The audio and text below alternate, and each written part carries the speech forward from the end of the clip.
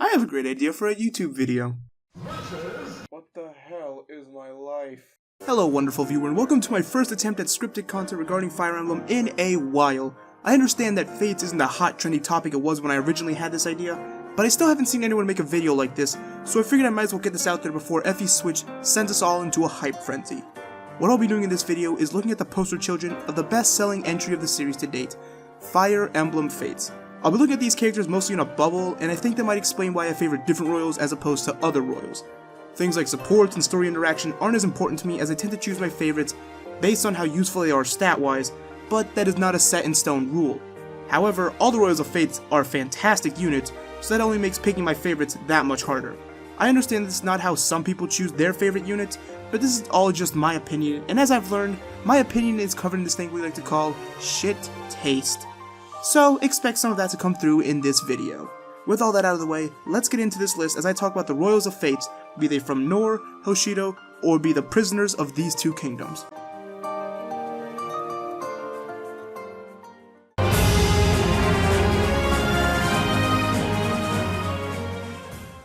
Considering how Awakening cranked the anime meter so far that people wondered if Fire Emblem could go even further beyond!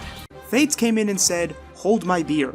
Fire Emblem has always had that anime aesthetic in it to some extent, but considering how this game introduced the maid and butler classes into the game, I think it's safe to say that we have achieved maximum anime.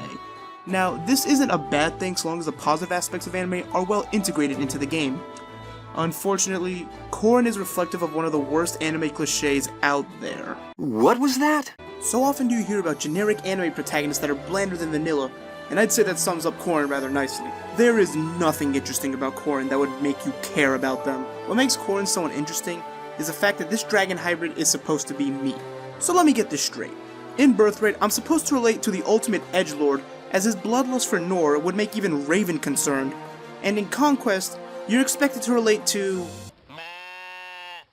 As for Revelations, I don't even know what to make of Corrin. They're just written to do whatever is convenient. In terms of combat, Corrin is a Protean, meaning you can design Corrin to be whatever you want, depending on the boon, bane, and secondary class you choose for them. It's exactly what you'd expect from a game with a customizable avatar, but even Corrin's dragon gimmick and split promotions aren't even that interesting, as you forget about the Dragonstone early on because of its inability to double, and the only worthwhile skills Corrin gets are Draconic Hex, which you can't even get in Birthright, and Dragon Fang, which is just another skill that increases damage like Luna or Astra.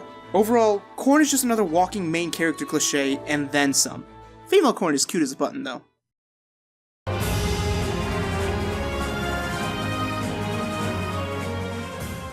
A common complaint about Corrin is that he or she is often accused of being a Mary Sue. Given how Corrin is a self-insert, this is a natural assumption to make. I don't think that's the case, however, because Corrin is too much of a friggin' idiot or a crying wuss, depending on the version you're playing. You know who is a Mary Sue, though?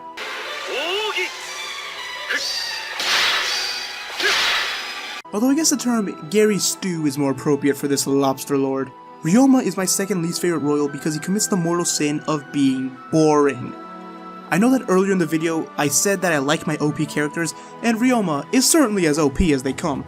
The moment he joins you in either path, you have a walking maverick that trivializes the second half of the game. What lessens Reaume's godlike status, however, is the fact that A, Takumi exists, and B, there's nothing interesting about Reaume. Seriously, try and name one flaw of this crown prince. Reaume is diplomatic, charismatic, skilled in combat, respectful, wise, and the overall pinnacle of perfection. In fact, he's so perfect that his own brother develops an inferiority complex because of it. The other OP characters I like at least have something interesting about them. Haru's a narclet that doesn't give a rat's ass about an intercontinental war going on around him. Pent is a savage that defies noble traditions while pursuing his own goals, and Shinon is a speciest asshole. These units all have something that makes them interesting. Now, in that OP character list I just dropped, you'll notice I left out characters like Oswin and Seth because their personalities are defined by their unwavering loyalty to their kingdoms, and Reaume is no different.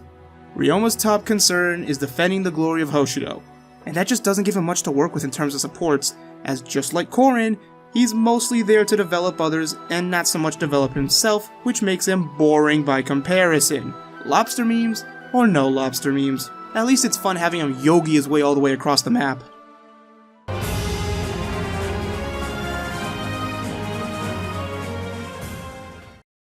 Now we're entering Waifu War territory, as this entry marks my least favorite female royal.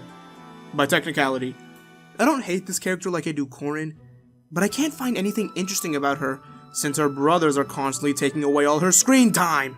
Finally, I found you! By technicality, my least favorite female royal in Fates is Honoka. I know that many people out there love the Honoka copter, Queen of Thighs, but I am not one of them. You could remove Honoka from Fates, and very little would change in the grand scheme of things. Now I know people out there say it's because of this reason or that reason, but I don't know how much of it is true, so I don't put any stock in it. Even still, that doesn't change how the Honoka we got is uninteresting to me, and I think the key reason for that is missed potential. In my many talks with the resident Honoka trash of the FE community, I learned that localized Honoka is vastly different from the Honoka in the Japanese version, and I think I can give a prime example of this. In Honoka and Reaume support, the two siblings show compassion for each other. In their C support, Reaume teases Honoka by suggesting that she be more ladylike by doing things like putting on perfume. This is all in jest as Reaume gets Honoka's face to match her hair color before dropping the act. In their A support, Honoka turns the tables on Reaume, going so far as to actually use perfume, and asks Reaume which color bow should go in her hair, and then immediately drops the act once Reaume catches on. In the Japanese version though, this conversation about femininity isn't used as a joke. It's taken seriously and addresses one of Honoka's key traits, which is her concerns about femininity. This Honoka sounds leagues more interesting compared to what we got, and I wish I could appreciate this character more, but I can't. Even in terms of combat capability, she's still outclassed by her brothers, but she is a Pegasus Knight that earns a spot among some of the great flyers of FE past.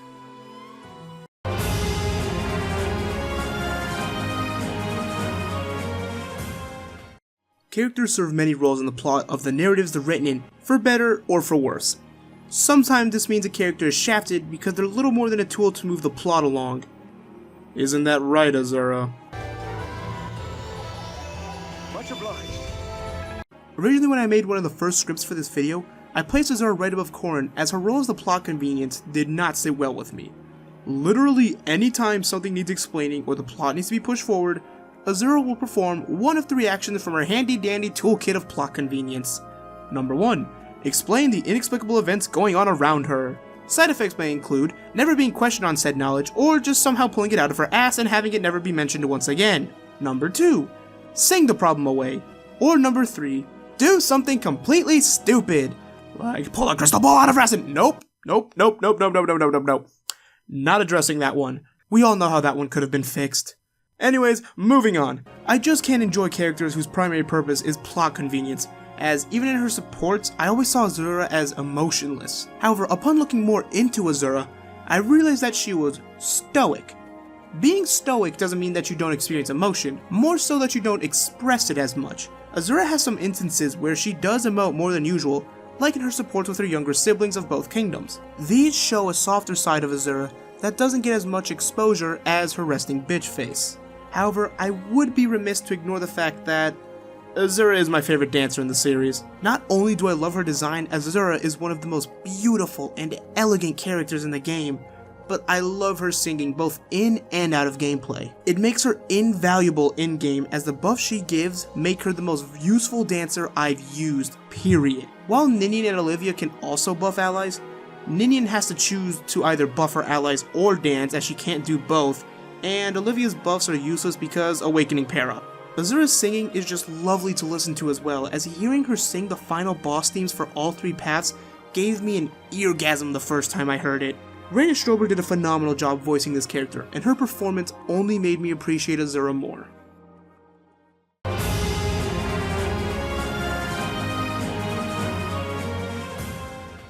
Alright, now we're into the big leagues. I do like the last three characters I talked about to an extent, but the remaining royals are all ones that I adore and could gush on about forever. First up, we have the Crown Prince of Nor. No mercy!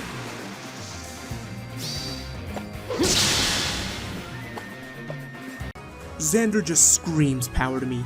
Everything about Xander is intimidating, from the Norian attire of blacks, purples, and golds, to his legendary weapon Siegfried that fires out purple death rays that impale his enemies, to the freaking horse he rides that's skilled in acrobatics apparently. Despite the menacing aura though, Xander is just a nice guy that wants to protect his family. I know that Xander's character is not consistent, but I enjoy Xander's supports as we get to see the inner machinations of a Camus archetype. We see that Xander has a great sense of loyalty to his kingdom, even though anyone rational in that situation would only be loyal to Nor out of benefit or out of fear. Despite his misplaced trust in Garen, Xander acts as a father figure for his siblings, more so than their biological one could ever hope to be, and that makes me admire him. He keeps his distance from his siblings because he doesn't want them to be hurt through their association with him, which makes sense considering how cutthroat Nor is. But I don't think there are many that would think crossing Xander is a smart idea, considering how potent he is in combat. Xander has incredible physical bulk, making him a frontline tank that carried me through multiple playthroughs. Xander is beyond buff. This man can tank anything thrown his way, and I love seeing him take 0 damage even from late game enemies. Add that on top of his great strength, legendary weapon that only makes him even more buff, and the mobility he gets from being mounted, and you have a recipe for one of the best units in the game. Just don't let Felicia get her hands on it though. Xander may have a little too much faith in Garen, but I can always respect a man that puts his family first.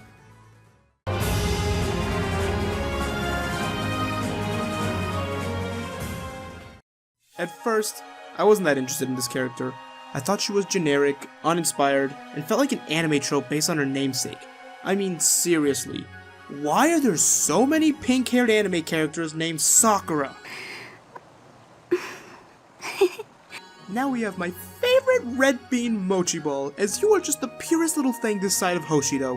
Sakura may not be an original character personality-wise, but as a unit, she's rather unique. In Birthright, she might work best as another boring Onmyoji, but if you ever play through Revelation's God Help Your Soul, consider making Sakura a priestess and getting her to C-rank bows, which is admittedly a pain, but if you struggle through this, you are rewarded with one of the most powerful units in the game, as Shining Bow Sakura is one of the most fun things I have ever had the pleasure of using in Fates. Since magic admittedly sucks in this game, and somehow bows are a useful tool for once in a Fire Emblem game, don't ask me how they managed to pull that one off. A Shining Bow is a useful tool you can use to target bulky units like generals and paladins for their low res.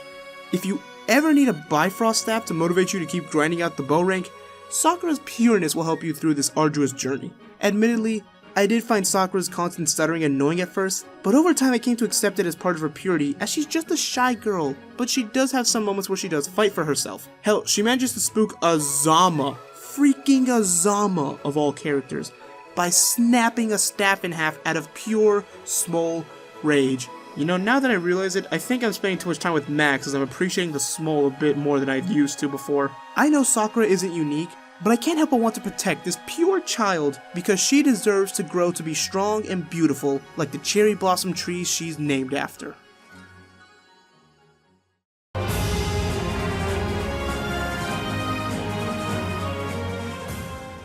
Considering I am a poor college student, I have to make money somehow. I usually find myself working at a Dunkin' Donuts, or the Tim Hortons equivalent of that for you Canadians out there, or... yeah, I can't think of other comparisons. Regardless, one item we have is the coffee roll. I don't really know why the hell it's called a coffee roll, but a lot of people seem to like it, because who here doesn't like a good cinnamon roll? I am! Yay! Get ready to have cavities, viewers, because the sweetest girl in all of Fates is here to rot your teeth to the core. I don't know how a character like Elise can possibly exist. How does such a bundle of joy manage to remain bright and pure in the gloomy kingdom of Nor? It's because she loves her siblings so much. Elise may come off as innocent, but this precious face is anything but. As if living in Nor wasn't oppressive enough as is, Elise got the short end of the stick when it came to supporting parents. In her supports with Leo, Elise is curious to learn about Garen and what he was like before she was born. In the B support, Leo mentions how Garen was a charismatic ruler that was a total ladies' man back in the day. Elise is shocked to learn about this, showing that she never had the chance to interact with a Garen that wasn't cold and heartless. The A support gets real though, as Elise brings up her concerns about the siblings staying together. Here, Leo tells Elise that he was nothing but a tool for his mother, and Elise reveals that she understands what that's like. Elise mentions that as her mother was dying, she only cried out for Garen and never mentioned her once. Leo assures her that regardless of blood ties, all of the Norian siblings will remain close as a family.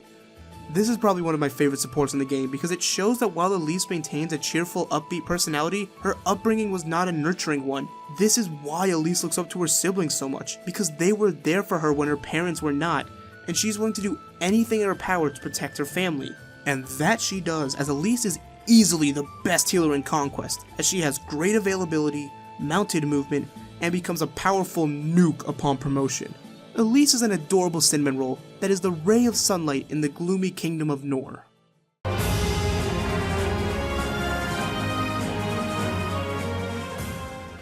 I don't think you could say any of the royals are bad units. Some argue that Sakura is not a good unit in Birthright, as your maid or butler would be a better healer that turns out better than her. Some say Camilla is a unit that falls off late game because of a low speed cap. Now I don't know who in the right mind would say that, because Norian law is blunt on the subject of traitors. The sentence is death. His love of tomatoes may be a bit exaggerated in the FE spin-offs, but that doesn't slight my love for this sorceress prince. Leo is admittedly the worst of the royals for both kingdoms, because he has many things working against him. For starters, he has underwhelmingly average bases and growth rates. Late game, this really shows alongside his low speed cap. There's also the fact that Leo has the only legendary weapon that relies on magic, which was beat with the nerf stick until it reached Radiant Dawn Thunder magic levels of useless. However, Leo is still a competent mage that has mounted utility, and that makes him valuable in any army. He may have an inferiority complex, but have you seen his family? No wonder the guy feels underappreciated. What makes Leo admirable even among his siblings is how he used these emotions to dedicate himself towards magic.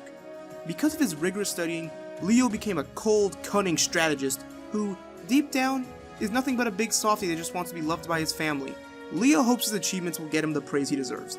This became a double-edged ice blade for Leo, as he is so competent, and seemingly independent, that his family thinks that if they were to praise Leo for his accomplishments, he would see them as meaningless and that they were just getting in Leo's way. His family doesn't want to stop him from developing his potential. They leave him to his own vices so that he can continue to excel. But what really caught my attention was Leo's actions before the Branch of Fate, where he proved early on that he was equal parts clever and considerate. Leo, some people may not like you as much as I do, but I know through and through, underneath your icy persona, you're a true bro.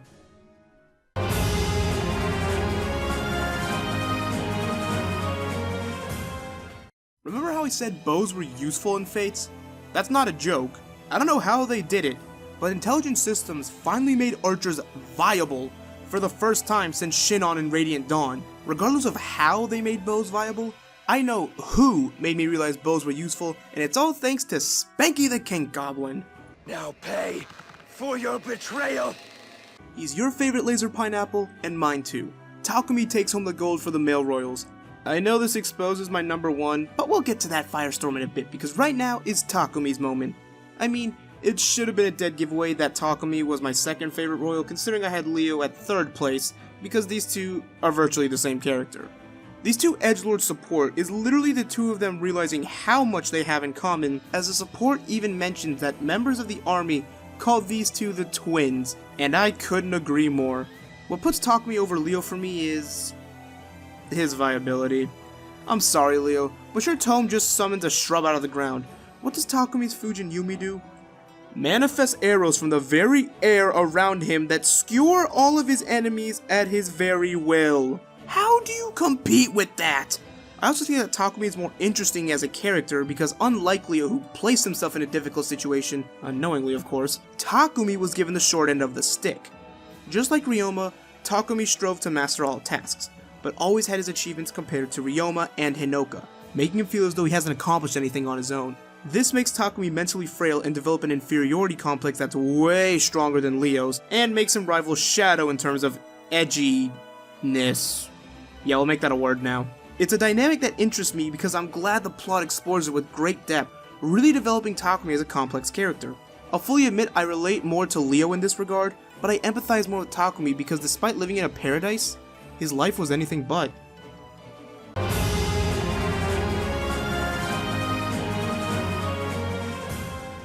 Okay, there's only one royal left.